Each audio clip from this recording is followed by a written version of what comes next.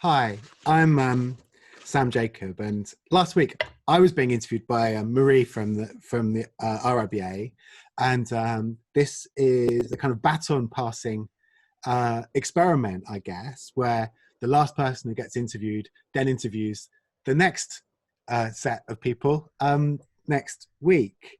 It's what RIBA are calling Architecture Aloud, and it's, I guess, a process of initiating virtual meetings between architects and designers that is in some ways part of the RIBA's public program under these unusual circumstances. So today I'm going to be talking to Lara and Fredrik from SpacePopular. Hi guys. Hi Sam. Hey. How you doing? How's Good. lockdown? Yeah. How's lockdown life for you? It's relatively good. We work from home usually, which means that it's just slightly more isolating than usual, but it hasn't been such a kind of super big change for us. But we, like everyone, I think we're day 83 from essentially not going out apart from shopping. I guess that says more about what our life was before and the problem with that, maybe, than things have been. We've been busy, luckily. Yeah. I mean, it was nice to see you across the lake of the empty Barbican last weekend. That was the small moment of human contact. Yeah, we were shouting for like a minute before you noticed. So I guess maybe we can talk about a lot of things, but I guess the one of the things that this conversation could be about is that we've both relatively recently been commissioned to make exhibitions in the RIBA Architecture Gallery that are part of a series, in a sense, both or the first two in a series of exhibitions which explore Serlio's books on architecture. The book I was looking at was about perspective, but the book you were looking at was on style, right? Yeah, yes. yeah. So how did you feel about kind of essentially being handed this ancient book, and how did you sort of think you might respond to it? Yeah, I mean, it took us, to be honest, at first we were mainly concentrating on what perspective would we bring on style before even really diving full on with Serlio. And then as we started with this question, this thesis question of is there a connection in between, is there a correlation in between developments or innovations in media and the development of architectural styles? Which I think, by the way, is something that both of us really have in common as an interest and have explored in various ways. I mean, all of our past projects are dealing with media in one way or another, and the kind of culture around media. So obviously, like being handed Serlio, it's like the first, at least the way we saw it, the first kind of mass media object in architecture culture. Yeah, that's what I was getting at as well, that as the process went along, it became even more and more relevant that the focus, or like the starting point, was Serlio, because his books being the first ones that are also written in Italian as opposed to Latin, and meant to reach the mass instead of remaining in this more academic or elitist, or whatever you would call it at the time, circles. Yeah, so I mean, it is interesting, and I guess there's different ways of understanding what media means in architecture. Because you could say like the medium through which ideas of architecture are communicated. So like, you know, from the drawing to the book, and of course like how you guys sort of used relatively cutting edge contemporary technologies in the show at RIBA, and I know elsewhere more recently even than that. And then I suppose the flip side of that is architecture as a form of media. So, you know, kind of understanding it as a kind of embodiment of information, and that information is a sort of, you know, kind of content in a way. So I wondered, how that kind of plays into the way in which you think, not just in the show, but in your work more generally, about both how you communicate, but also how the form of communication and the forms of media kind of become enmeshed in the work that you make. Yeah, by the way, you've got to answer this question yourself afterwards, because I'm really keen to hear how you would from your perspective. Sure. I think one thing that obviously, like thinking about architecture as a language, or architecture's capacity to communicate, is for us, because of the kind of mediums that we work with. Perhaps we look at it slightly differently. The way we have been thinking about style, the history of style, and the capacity of buildings or sets of buildings to literally communicate, has been to think about style as being a way for basically a generation to communicate with another generation, like across, like decades or even centuries. And that in that sense, architecture can sort of embody certain values. I mean, one of the best examples perhaps being Palace of Westminster, Barry and Pugin kind of saying essentially that this style is the one that's going to, in a moralistic way, make sure that people behave well, because the kind of Christian values embedded in the Gothic, or the idea of the Gothic, will communicate a certain kind of, and we see that again in the new parliament that's being built currently in Bangkok, being very, very overly kind of obvious with that. But then when we look at the kind of mediums that we're working with in the virtual, then very, very literally, like architecture, if we would allow ourselves to call virtual architecture as well, I think we would agree you could. Then it can literally be communication, because it can like be built in an hour, and even now, even quicker. Well, so in that sense, no? Yeah. At some point came this idea that we didn't really know what to.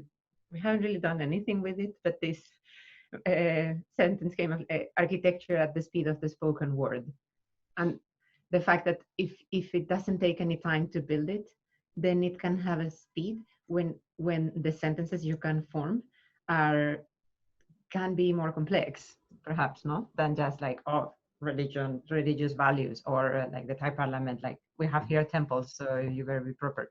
No, then will that be an option? And this is maybe more talking about what might be coming, which is this incredibly fast-paced architecture.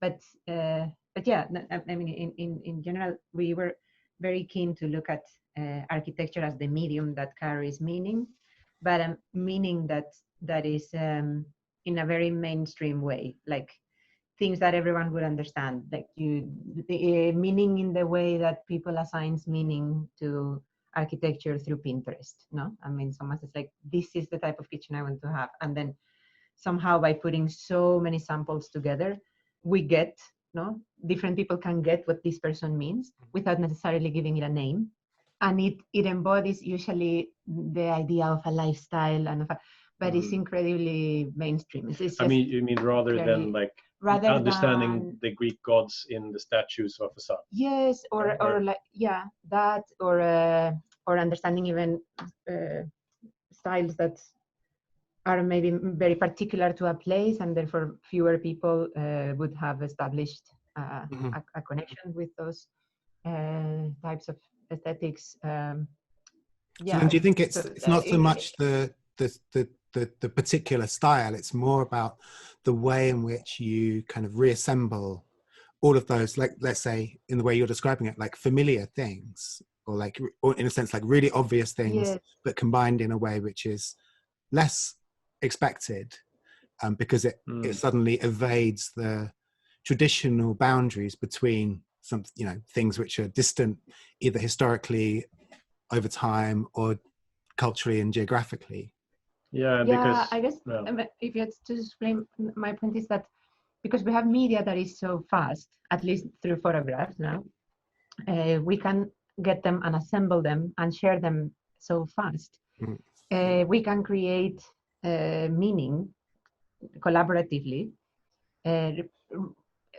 in a way that we can be really precise, because we can put together so many samples. No, the more samples of something you put together, the better you understand what the essence of all of those things together is. And we can do that so fast and reaching so many people that it really feels like these images of interiors or of buildings that we are accessing now acquire meaning really fast, but then that meaning is very volatile. You know, it can change also quite fast. So I guess we had this whole approach of looking at style through the distribution of samples. The pace at which we can acquire samples is what dictates the pace at which styles can be formed in a way that they are really understood by a considerable amount of people. And then of course, the architecture is embodying that meaning, but it could not do so if it was not because it has been distributed through media at a very fast pace and put together with many other things that look alike it and therefore acquire that message. So if we were to think of your example of the Houses of Parliament, which was, in a sense, in some ways really similar, that it was a sort of culmination of some parts of politics, some parts of lifestyle, some parts of national myth, some parts of literature, that kind of at a certain point coalesced to form an architectural style which was thought to be appropriate, which in some ways is what, you know, kind of what happens now. It's like there's a lot of different reasons why people like things at any given moment. But I guess what you're saying is maybe there's that volatility is that all of these things are, all of these meanings or all of these kind of associations are to some extent unstable. Like, you know, like a Google image search, like if you type in a phrase, you'll get a different set of images from me because based on your search history and my search history. And also that you can do the same thing again tomorrow. And I think maybe that's a sort of interesting thing in your work and maybe in the work that I've been involved in too, is that what it seems like we're not looking for is a style, or a language, which you could say even postmodernism to a large extent, you know, by the 1980s sort of had found a language which it used, which was a sort of like ironic classicism in a way. But, you know, earlier on, it could have involved all kinds of other things. And it feels like that's the territory which you guys are much more interested in. I'm certainly much more interested in, which also feels like, yeah, it's to do with architecture, but it's also to do with like, how do you make work in a digital age or digital culture, and maybe also with digital tools. And I think what's interesting in to see your work is to see what that produces in terms of objects, physical objects, but also virtual objects too, like things which are given form. So I don't know if that's something you can speak to. Yeah, I mean, I think I would guess that, I mean, as you said, something we have in common. I think that one of the reasons why I, as a young man, was drawn to architecture, not thinking that I could ever do it. I was kind of clever enough or whatever, but is that it has this both this kind of incredibly solid realism about it, just insanely big, heavy things that are really expensive and complicated to put together. But the way to think about them, there's no objective truth to think about almost anything of architecture, right? Or there's so many layers of interpretation and ways to think about it. There's no way to agree, basically, which is somehow something that's so kind of encouraging. I always like this little tiny bit from Alain de Botton's book where he speaks about the fact that quite often you meet both architects and people generally who agree on which buildings are good or which ones they like, but we don't build them anymore. Right? If we say, well, that was a good one, why don't we just build that one if that's a good one? You know, like somehow that kind of pinpoints something that's so exciting, and the fact that there is no Oxford dictionary for styles. You know, we have time, right? Like, yeah, exactly. One generation's idea of what good is, it will be different. Yeah, exactly. I mean, we have loads of, I'm sure you do as well, like books that are like grammar-like, where you can look up what a certain ornament or a certain thing means and what its historical context is.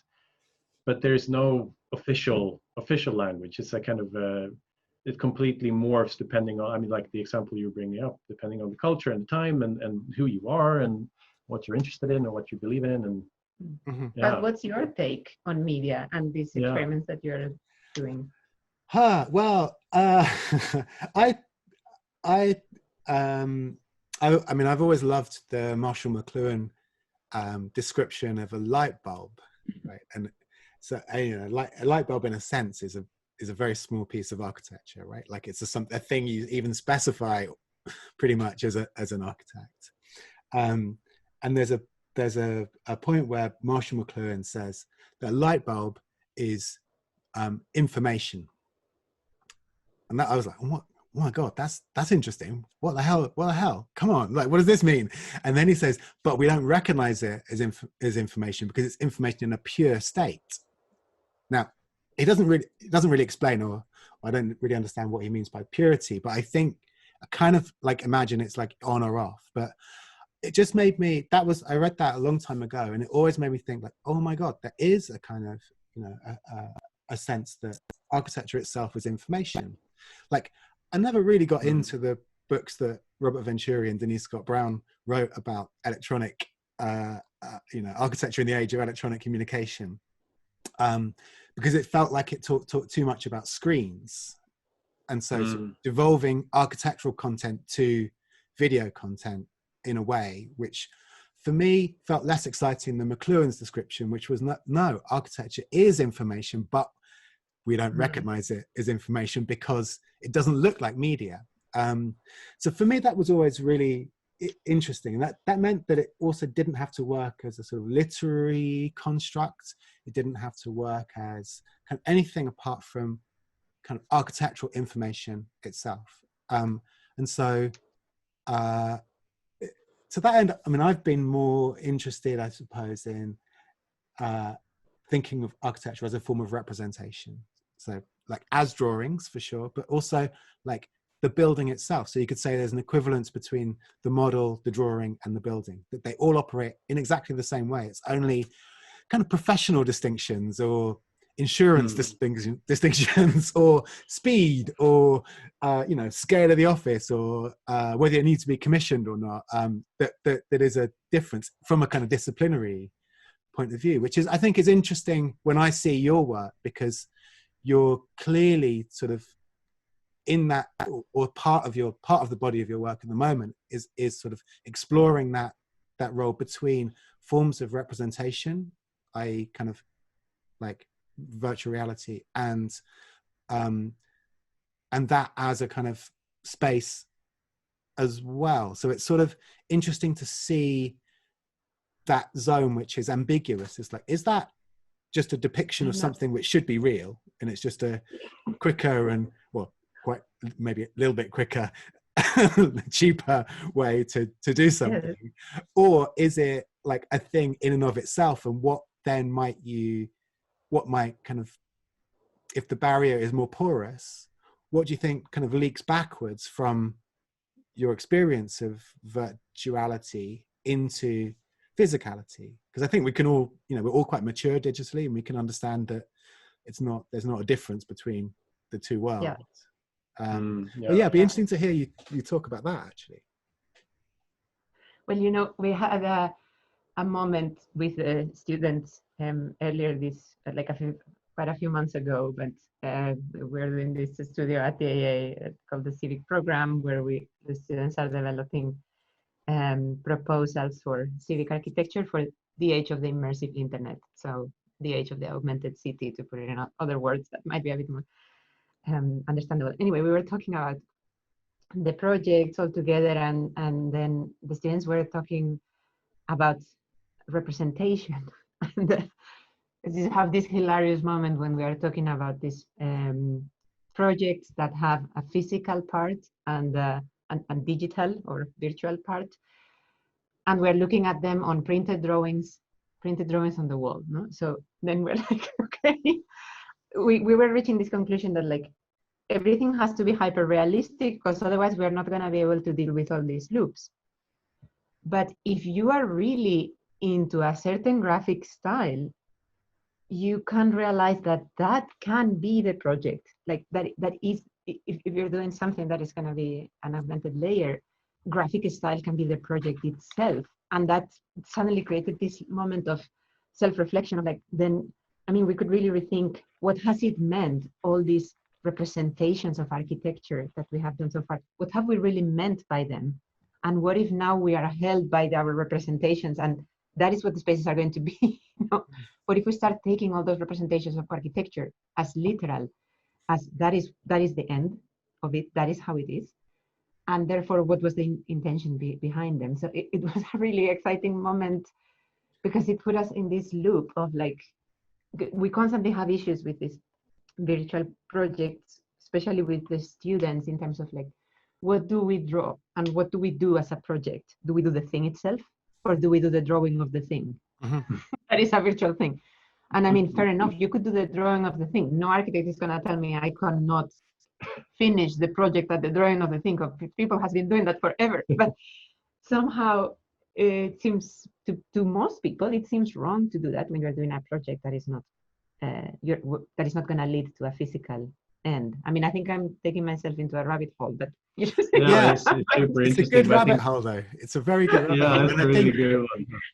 And what I've always like been struck by you guys is that though you're interested in, let's say, kind of like new things, that you always put them into a kind of historical context, which I think is also maybe different to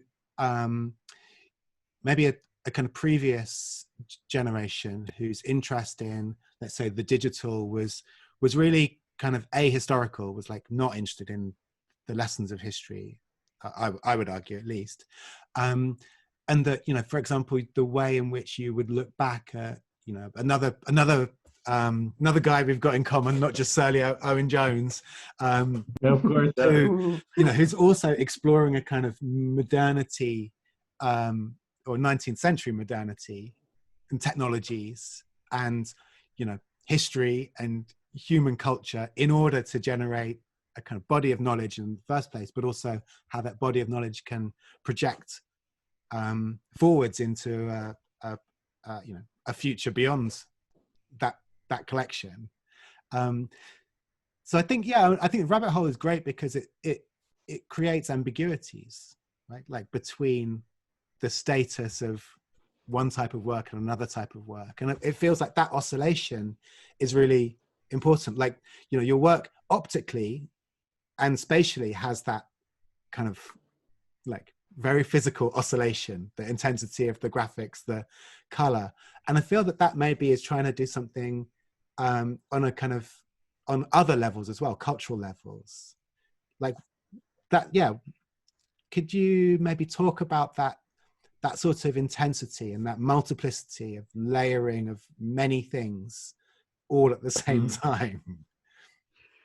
Yeah, I'm not sure we can talk about it in a logical way. No, but I think to come back to the point of like looking at history, I mean, I think that's definitely something that, I mean, for us was just really inspiring, kind of discovering that 19th century perspective on the world, which often comes from like Owen Jones, Semper, these kind of people that, of course, having a slightly odd perspective as well from the kind of throne of colonialism and having just access to all this information. Very true. But just a sense that like the way to be just smart about something, whatever it is, you would want to know as much as possible. And I think especially so interesting with what's happening now, because the word virtual, if you go back in architectural schools, like if you went to the AA or the Bartlett or something like that in like the 80s or something, that word was being thrown around a lot, but not in a digital sense, but in a kind of puritanical, philosophical sense. And then all of a sudden, when we're now in this technological reality, when like your average grandma knows what the virtual means maybe in a kind of digital world, we've kind of become completely, the amnesiac that we suffer from is really problematic, where like we would argue that, you know, a fresco is also virtual. It happens to be not digital, not even electronic, right? Or a tapestry, and every kind of way that architecture or an object can contain information again, right? Mm-hmm. Either in a very direct sense, like an image, or in a more complex sense, like a Milton Keynes cow or something like that. Then like we see it as the same project, essentially. Like a tapestry has the same kind of goal in a way as a VR headset has, or a television screen has. It's this same kind of like drive in a way to kind of conquer distance and to connect minds and to Yeah. I mean, I really would like to hear you speak about the Milton Keynes cow that you used in your Venice project, in both in this context, but also in the kind of McLuhan sense of like the light bulb. Because the Milton Keynes cow, I would think about it like it's the opposite of the light bulb. Oh, well, no? I don't even know. The Milton Keynes cow was, I mean, they were made by a Canadian artist as a sort of community project in the very early days of Milton Keynes.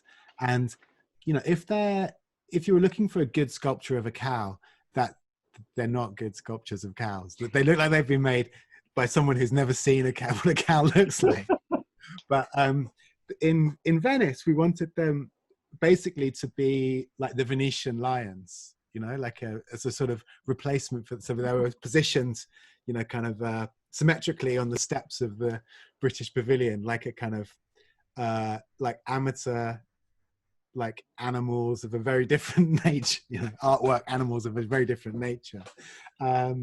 So that was what was happening with those guys. But yeah, in a sense, as you know, like the Venetian lion, they're kind of objects. Well, all of those kinds of things are objects which speak either through their first intention of, like, you know, to talk of, you know, to become the symbol of you know, of the Venetian Republic or something like that, or become a symbol in the case of Milton Keynes.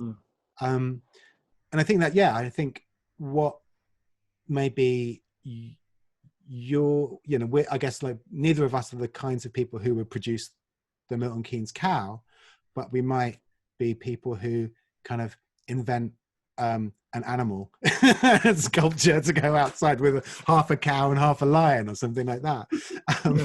Because I just wanted to take you back the way you were describing, you know, frescoes, TVs, like all of those kinds of things as kind of not interchangeable, but like somehow related to each other. And I wanted to take you back even further to when I first knew you. I remember, Fredrik, your kimono. Oh yeah. Yeah, which I think, you know, looking back retrospectively is also interesting because, like, you know, clothing and architecture, you know, are professionally not the same thing, but like somehow in the way that you were using it then, and I imagine now the way you can look back at it, it kind of is part of a different way of understanding what architecture could be. Where is the kimono? I could get it. Yeah, it's here somewhere. You know, I think where it it's is? in the hallway, maybe. I'll find the kimono. Funny that you remember. Yeah, I mean, it was on a very practical level. Just the entire project I spent a year on doing as a student, printed on silk in the form of a kimono. And I guess it's kind of relates to, in that way, which I think your work really shows, the kind of power of like information being compressed. Where you're describing something like the Milton Keynes cow or the Venetian lion. It's just a very simple object, but it has this is a treat. I got the kimono. Amazing. Hasn't been opened for a very long time. Unboxing. Exactly. Hi guys. We gotta make sure that RIBA puts unboxing as a tag, because it'll be way more popular. Proper unboxing. No, but it has this clothing obviously has the kind of, on a very simple level, the kind of practicality that it protects something in a very practical level, you know, protects the body, but it also has the potential to very directly carry meaning and carry language in some way, right? Anyway, this is becoming quite a big process here, but here we go.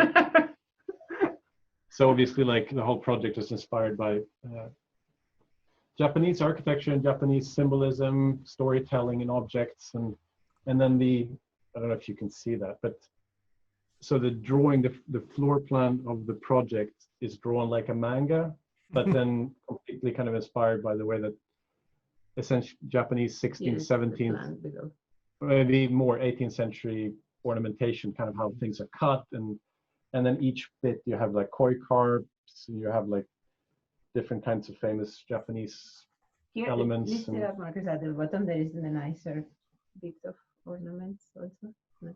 These things. And you have, like, this is my favorite moment in the whole project. These two, where, well, you explain it. It was your project. you have like dolls and robot hands, and kind of like trying to mush. I mean, it's kind of weird, but trying to mush an entire country into one object. Yeah. Yeah. Which I guess is kind of similar to that kind of whole discussion of like a bit. Oh yeah. The column. I cannot do it straight. Amazing. Yeah. Funny that you bring that up. And then we had it here. The last time I saw it, I think James Taylor Foster was wearing it in a desert or something like that.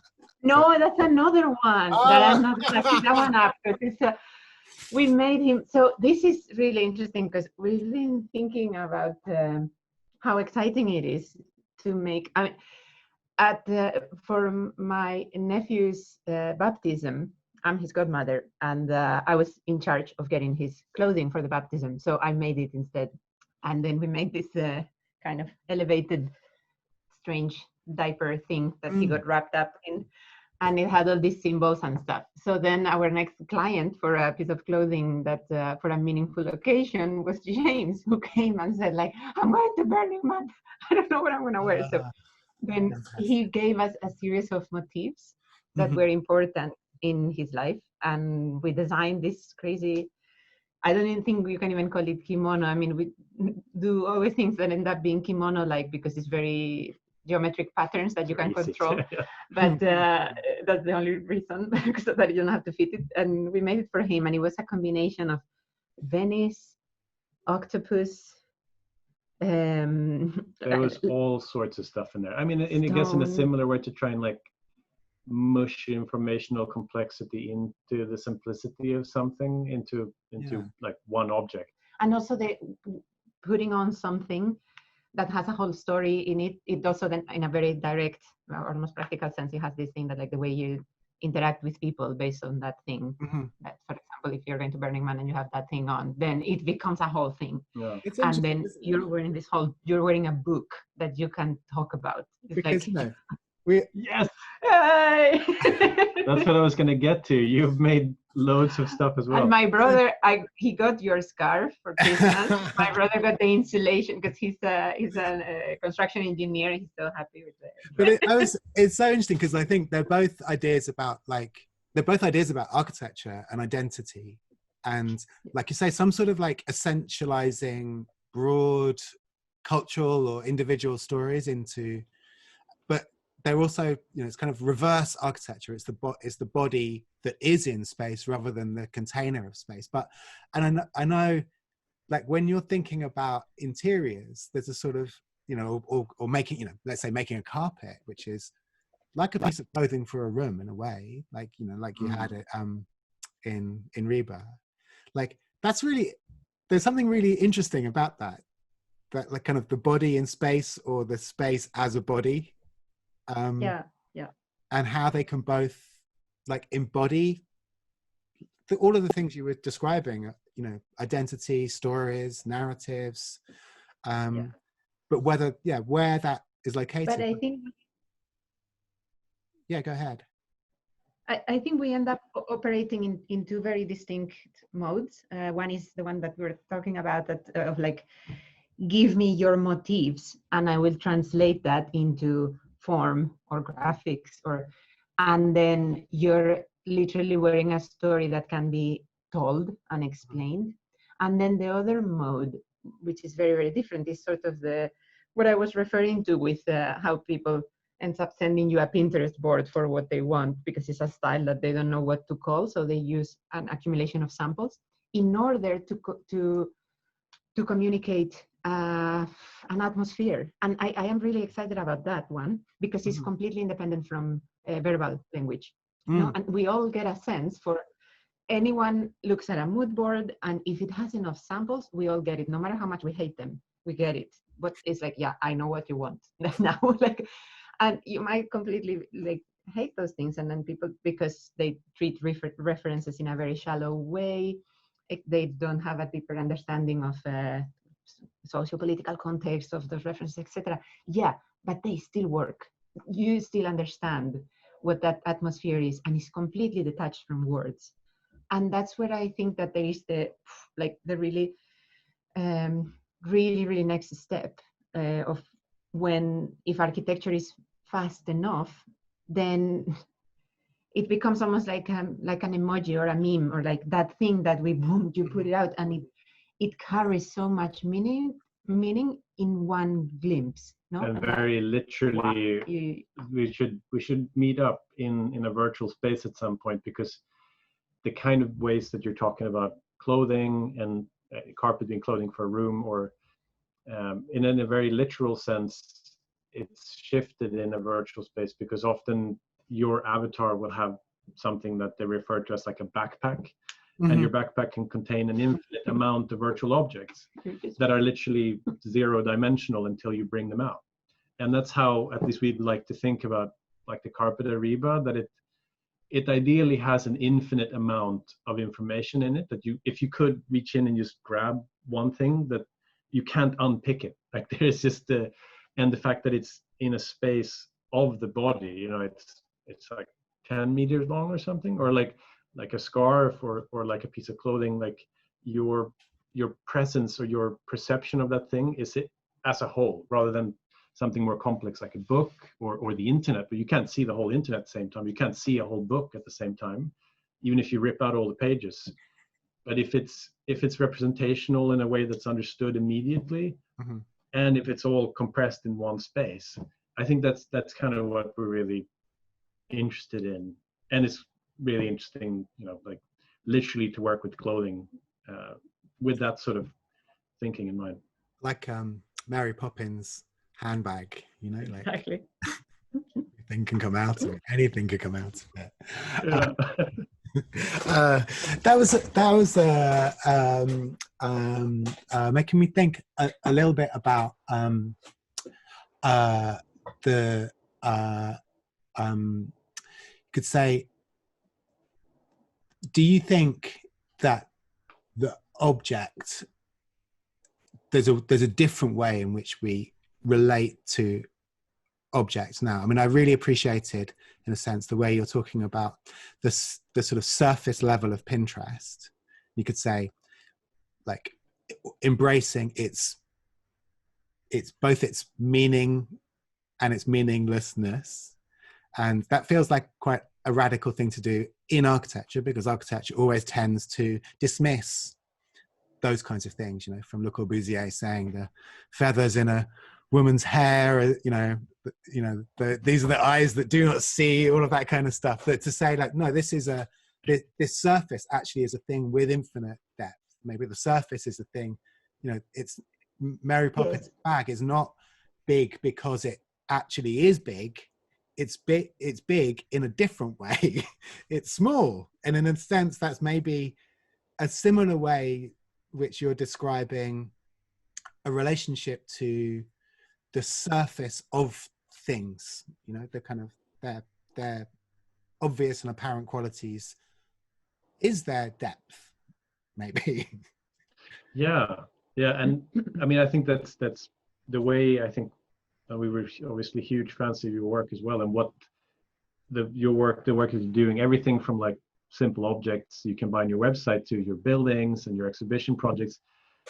I think that's really one thing that we really share, this kind of interest that like it's never about size in terms of it, an object or a thing or something's like impact, let's say, on you as an individual or our culture, or is never about how much space it takes up, or even how much resources went into making it. In some cases that's related to it, right? But like the fact that you mentioned the Milton Keynes cows being really shitty sculptures, like if you think about like the labor and the things gone into it, that's not necessarily, if we think about that as synonymous to size, Mary Poppins bag, then it doesn't matter how well made something is, right?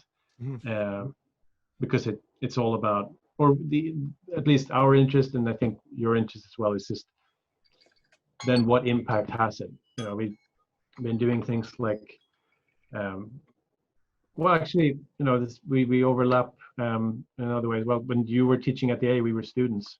I remember being really inspired by what your units were doing. They were then about copies and copying is something I know you've been continuing working with. At the same time as I think you were starting that, I was working on a research project on unbuilt projects in Manhattan, being interested in like the impact of buildings that never took up any space at all, but still has a huge impact on the collective imagination of that city, even the people that live there or people that think about it now. And I was trying to kind of prove that like these buildings that no one can experience physically, they can have the potential to be just as powerful in impacting the future of buildings that are being built there or imagined. I think that's definitely true. And maybe a good place to wrap up. It's been really fun speaking to you guys. Yeah, which we could continue forever. Find yeah, another way. another time we can shout at each other across the Barbican maybe. Down there, I don't live, by the way. So I guess that's it for this week's conversation. But I believe you have a message. Yeah. Oh, yes. So this is the second of Architecture Aloud, and the third one will be us having a chat with Adam Nathaniel Furman, who we're very, very happy has agreed to talk to us. So we will be talking to him about his work, connecting with the work that we've done with RIBA and the work that he's doing, because I also think that there's so many overlaps, even between all four of us, in fact, but definitely between our work and the inspiration we take from Adam's work. So tune in some point next week, should be.